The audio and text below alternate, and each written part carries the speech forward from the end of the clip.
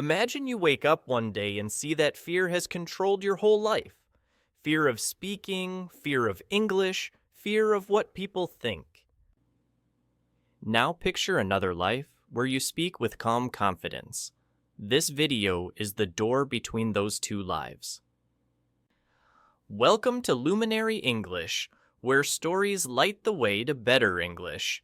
You are not just watching a video, you are stepping into a story. Listen closely, feel every word, and let today be the chapter that changes your English forever. Part 1. Tiny daily wins create real confidence. Picture a normal morning. The alarm rings. You turn it off and stay in bed. You reach for your phone. You scroll, and before you know it, the morning is gone. You feel a little angry with yourself, but you say it is fine. You will try again tomorrow. Tomorrow comes, and the same story happens again. Inside, your mind learns one lesson. It learns that you do not keep your own promises. No video can give you confidence if this story repeats every day. Now imagine a different morning. You still feel sleepy, but you sit up. You choose 3 tiny missions for today. Read a few lines in English. Move your body for a short time. Drink 1 glass of water instead of a sugary drink. Each mission is very small, so small that your lazy side cannot give a strong excuse. During the day you finish them one by one. It does not look like a big victory from the outside, but inside something begins to change. At night, when you go to bed, your brain says a new sentence. It says, "Today you did what you said you would do." If you repeat this simple story every day, these tiny daily wins slowly become the base of real confidence. You start to trust yourself again. Part 2. Skills over feelings. There is a moment you know very well. Someone asks you to speak English. Maybe in class, at work, or online.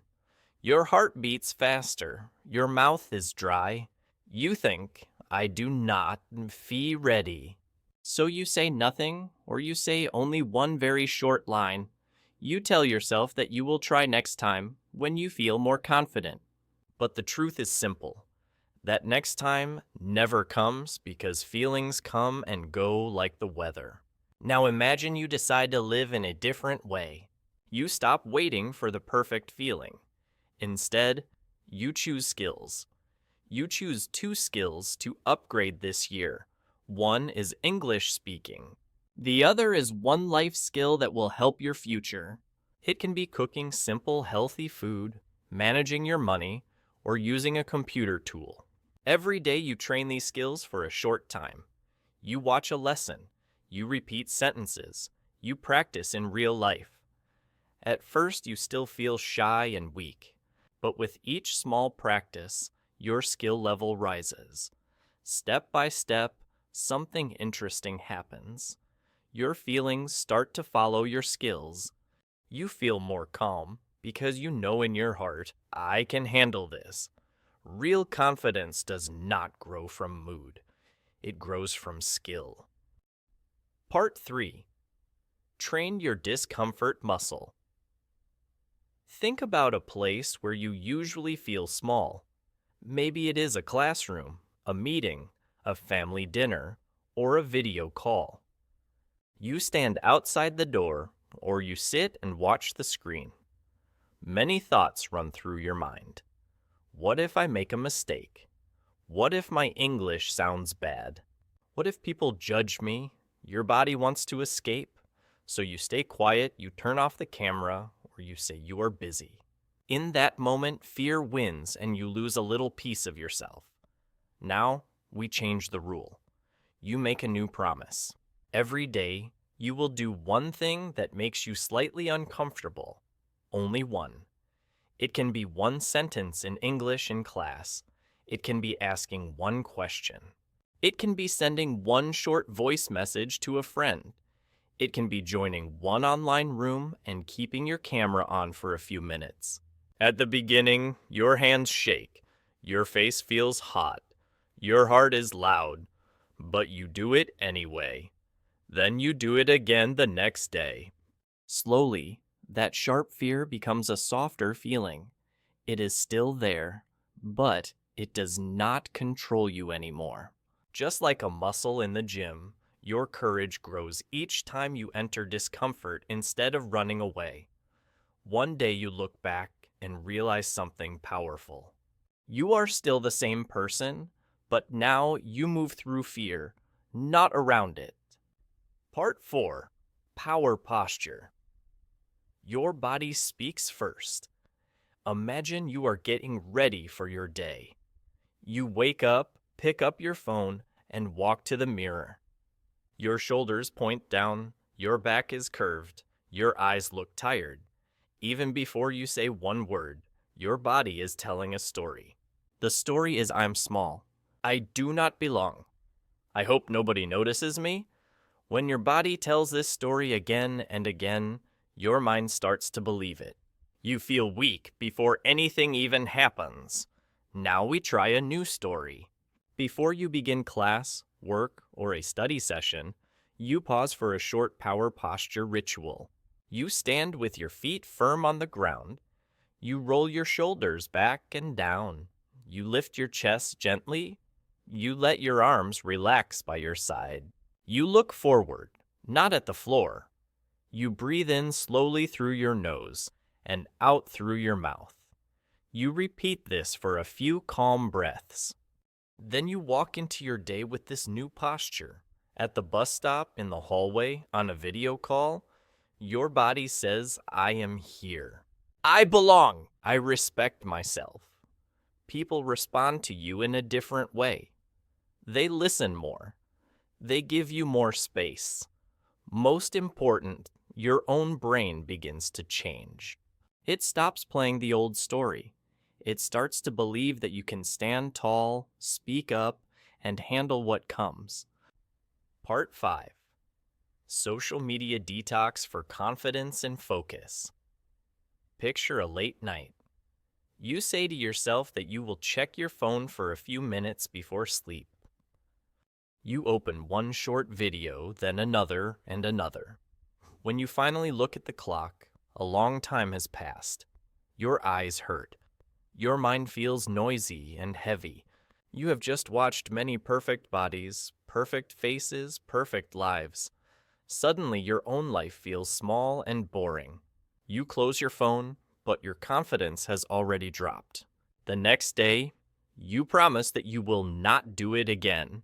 But the applications are still there on your home screen, waiting for you. You touch them almost without thinking. This is not only about time. Every scroll is a message to your brain. It says, they are winning, you are losing. They are beautiful, you are not enough.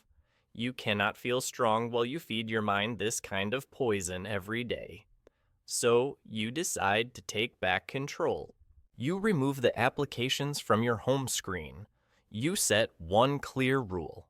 You will use social media for a short, fixed time each day, and only for learning, connection, and inspiration. When you want to relax, you choose a book, a walk, or an English lesson instead of endless scrolling. At first, you feel strange and empty without constant noise. But soon your attention comes back. You feel lighter, more calm, and more present in your own life. Part 6. Kill perfection and love progress. In your mind, there lives a perfect version of you. This version speaks English with no mistakes. This version has a fit body, a clear face, and a strong career. This version is never afraid, never awkward, never unsure.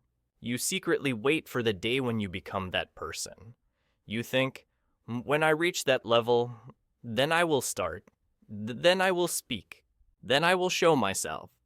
That day never comes. Perfection is a trick. It tells you that starting is dangerous, that mistakes are shameful, that other people will laugh. So you stay silent in class. You do not send that message. You never upload that first video. You protect your image, but you lose your growth. The truth is simple. Confidence is not born from perfect action. It is born from repeated imperfect action. So you choose a different path. You decide to do it messy, but do it. You speak English with the level you have now. You join the conversation even when you search for words. You write the post even if the grammar is not perfect. You treat every mistake as information, not as proof that you are a failure. Day by day, you see a quiet miracle. Your skills improve. Your fear shrinks. You stop chasing the perfect version in your head, and you start loving the real progress in your life. Part 7. Walk in like you belong there. Picture yourself standing outside a room full of people. Your hand is on the door, but you cannot move. Your mind is busy with painful questions. What if they think I am strange? What if my English sounds bad? What if nobody wants to talk to me? So you wait, and you hope someone will notice you and make you feel safe. Often, no one does. You enter quickly, you look down, you sit in the corner, and you feel invisible. Now imagine another scene. You still feel nervous, but you choose a new way to enter. Before you open the door, you take one slow breath. You tell yourself, I have the right to be here. Then you walk in with calm, steady steps. Your shoulders are relaxed. Your back is straight. Your eyes look forward. You move a little slower than usual, like you have time and space. You say a simple hello to the first person you see. Your voice is not loud, but it is clear. You look at one face at a time, not at the floor. You do not try to be a star. You just act like a human being who belongs in the room. At first, this feels strange, like you are playing a role. But if you repeat this entrance again and again, one day it will feel natural. You will not be the ghost in the corner. You will be present. Part 8. Respect your look. Respect your space. Think of your room on a bad day. Clothes on the chair, dishes on the desk, trash in the corner. Your bed is not made. The light feels heavy, and you do not really want to look in the mirror. When you live in this kind of space, it is very hard to feel fresh and strong. Your environment is quietly telling you that your life is not important. Now imagine you treat yourself like a person you truly respect. You start with very simple steps. You open the window and let fresh air in. You throw away old trash. You fold your clothes or put them in a basket. You make your bed. Then you take care of your body. You shower with care. You wash your face. You comb your hair. You trim your nails. You choose clothes that are clean and fit your body in a comfortable way. They do not need to be expensive. They just need to show that you care. When you look in the mirror now, you see the same face, but a different message. The message is, I am worth the effort. When you sit down to study English or join a call, you feel less like a tired stranger and more like the main character in your own story. Your clean room and clean body will not solve every problem, but they give your mind a clear, strong place to stand. Part 9. Fear as a compass. Do the hard thing first. Imagine you write a list of things to do for the day. Some tasks are simple and safe, like cleaning your desk or answering easy messages. One task is different. It makes your stomach tight. Maybe it is asking a question in class. Maybe it is sending a message in English. Maybe it is applying for a job or sharing your work online. Every day you move this task to tomorrow, and every day it steals a little of your energy. Now you decide to change the rule. You look at your list and you ask, which task scares me the most, and which task can move my life forward? That task becomes your first mission of the day. You promise yourself that you will do it before you do anything easy. Your hands may shake. Your voice may not feel stable. Your heart may beat fast. That is fine. You are not waiting for the fear to disappear. You are using it as a guide. When you complete that hard action, even in an imperfect way, you feel a special kind of relief. Your mind understands that fear is not a stop sign, it is a compass. It shows you where you need to grow. If you follow this compass day after day, you will no longer be the person who always avoids the hard thing. You will become the person who faces it first.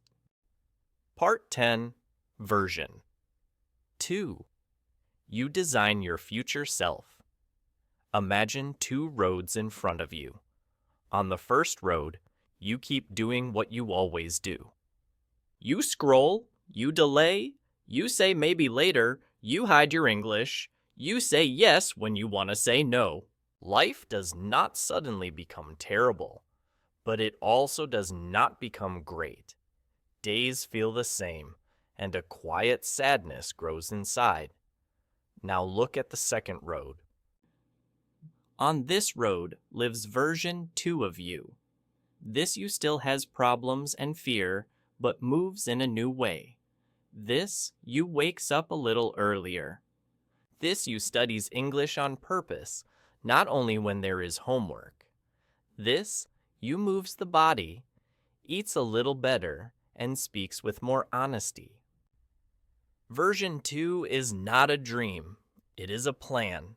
You sit down with a piece of paper and write in the present tense. You write, I am a person who speaks English every day. I am a person who faces hard tasks first. I am a person who keeps my promises. Then you choose one small action today that matches this description. You act like version 2, even if your feelings still belong to version 1. Step by step, the old road becomes boring, and the new road becomes your normal path. Part 11. Change your inner voice. Change your life. There is a voice inside your head that speaks to you all day. No one else can hear it, but it has more power than any person on the outside. When you make a mistake, that voice might say, "You are stupid, your English is bad, you will never improve." When you look in the mirror, it might whisper, "You are ugly, you are not enough." After years of this, your confidence has no chance to grow. Now imagine that voice as a little child who lives in your chest. Every time you speak to yourself, you are speaking to that child. Would you tell a child, "You are a loser, please give up"? Of course not. You would say, "It is only one test, you can try again, I believe in you. You deserve the same kindness." So you start to notice your inner words. When you catch a cruel sentence, you stop and breathe. Then you replace it with a new line. You say, "I made a mistake, but I can learn." You say, "My English is not perfect, but it is growing." At first this feels fake and weak, but if you practice this new language every day, your inner world becomes softer and stronger. Confidence is not only how you walk in the street, it is how you speak to yourself when nobody is listening. Part 12. Stop performing and start living. Picture a day where every move you make is a show for other people. You choose clothes only to impress, not to feel comfortable. You laugh when you do not find the joke funny. You say yes to parties you do not enjoy. You post pictures of moments that were not even happy, only to collect likes. On the outside, it looks like you are living well. On the inside, you feel empty and tired. You also do this with English. You only speak when you are sure you will sound good. You avoid simple sentences because you want to look advanced. You are not learning for yourself. You are performing for a crowd in your head. This is not confidence. This is fear wearing a nice mask. Now imagine you live one day for your soul, not for the camera. You choose clothes that feel like you, even if they are not perfect for a picture. You say no to one plan that does not match your values. You learn English because it will open doors for your future, not to look smart in front of strangers. You share only what feels true. That day may look smaller from the outside, but inside it feels peaceful and strong. Bit by bit, you stop asking, "Do they like me?" and start asking, "Do I like the way I am living?" When the answer becomes yes, your confidence no longer depends on applause. It grows from a quiet, steady respect for your own life. Part 13. Life is short confidence or regret. Close your eyes for a moment and imagine yourself many years from now. Your hair is gray, your hands are slower, and you are sitting by a window, looking back at your life. You remember moments when you wanted to speak but stayed silent, times when you wanted to travel but stayed home. Days when you wanted to practice English but chose to scroll. Each memory feels like a small stone of regret in your chest. You whisper to yourself, "I wish I had been more brave." Now picture another version of that same future you. This time, the memories are not perfect, but they are alive. You remember the first time you spoke English in class with a shaking voice. You remember the job you tried to get and did not get, but you tried again. You remember the trip you took even though you were afraid. You remember the people you loved, the friends you made, the chances you took. Life is not endless. Your time is a limited gift. When you see that clearly, other people's opinions lose some power. You care more about your own heart than about short comments from strangers. Each day you ask a simple question. Will my future self feel proud of what I am doing today? If the answer is yes, you are already building real confidence and a life with less regret. Part 14. Your circle shapes your future. Think about the people you spend the most time with. Picture one group of friends. They complain about everything. They make fun of others. They say that big dreams are stupid. They stay up late, waste time, and laugh at anyone who tries to change. When you leave them, you feel heavy and tired. You doubt your own goals. Without noticing, you slowly become more like them. Now picture a different group. They talk about ideas, not just about people. They share books, videos, and lessons that help them grow. They care about health, learning, and self-respect. They're not perfect. They also joke and relax, but they do not laugh at your dreams. When you tell them you want to improve your English or change your life, they say, "How can we support you?" After spending time with them, you feel more awake, more serious, and more hopeful. Your circle is like a mirror. It shows you who you are becoming. If you are always the most motivated person in your group, maybe it is time to add some new people to your life. You do not need to cut everyone off or be cruel. You simply choose to spend more time with those who pull you higher. Over months and years, this quiet choice can change your future more than any single decision.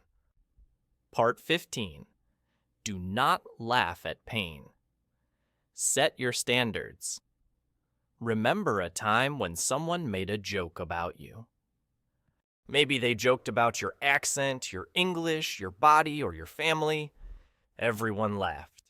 You laughed too, but inside your chest there was a sharp pain. You told yourself it was nothing.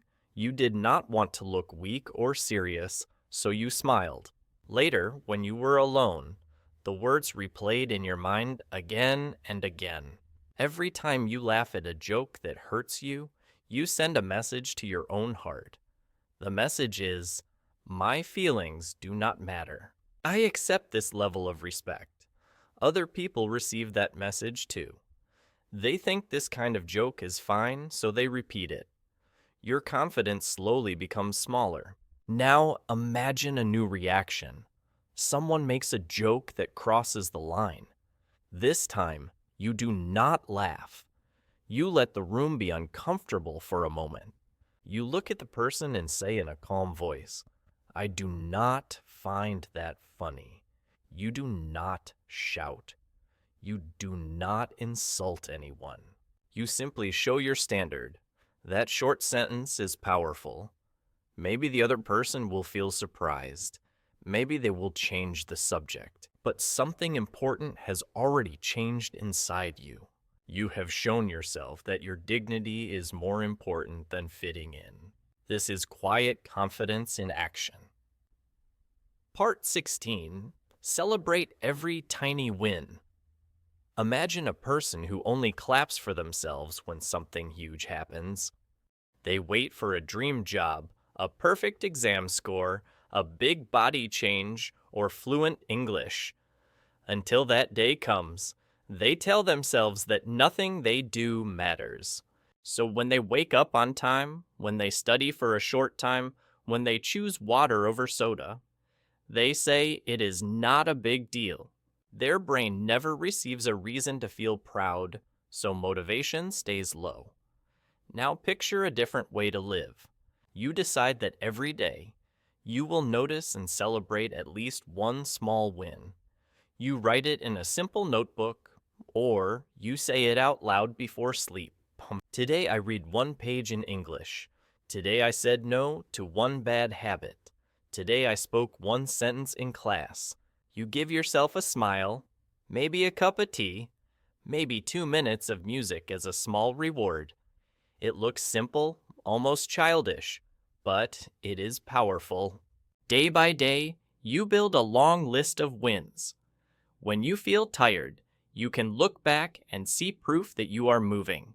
Your brain starts to connect effort with a good feeling, not only with stress. You no longer wait for huge events to feel proud. You feel proud because you are still showing up. For a language learner, this changes everything. Each short study session becomes a victory, not a punishment, and confidence grows step by step. Part 17. Humble confidence, learn from everyone. Think about how many times you have nodded your head in a talk, even when you didn't understand. Maybe you were afraid to look stupid. Maybe you thought that a confident person always knows the answer. So you stayed quiet, pretended to understand, and missed a chance to grow. On the outside, you looked fine. On the inside, you felt small and fake. This is not real confidence. It is fear with a nice face. Now imagine a new style of strength. You sit in a taxi, and instead of scrolling on your phone, you ask the driver about his work and his life. You stand in line and say a kind sentence to the person next to you. You talk with an older person and ask what life lesson they wish they had learned earlier. In English class, instead of pretending to know, you raise your hand and say, "I do not understand this part. Can you explain it again?" At first, it feels risky to admit that you do not know, but soon you see something beautiful. People usually do not judge you for your questions. Many of them feel happy that you trust them enough to ask. You start to collect stories, ideas, and wisdom from all kinds of people, not only from books. Your confidence becomes quiet and deep because it is not based on showing that you are better.